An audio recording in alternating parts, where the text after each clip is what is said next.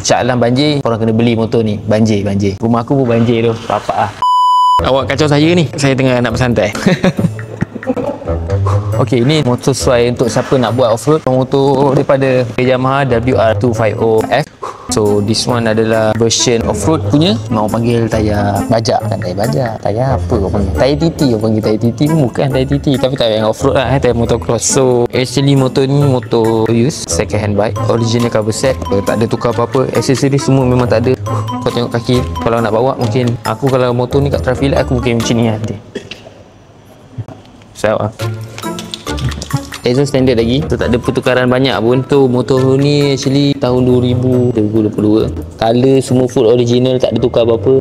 Ada player-player yang berminat lawan dengan gas-gas. Kalau korang nak kita buatkan road tag motor ni pun boleh. Kita orang boleh registerkan motor ni. Korang yang player-player off-road, ada one unit saja kat sini. Condition all macam baru, mileage pun rendah lagi. Korang boleh datang kat showroom kami kat Shah 15 Shah Alam. Jangan cari saya, cari orang lain. Cash only.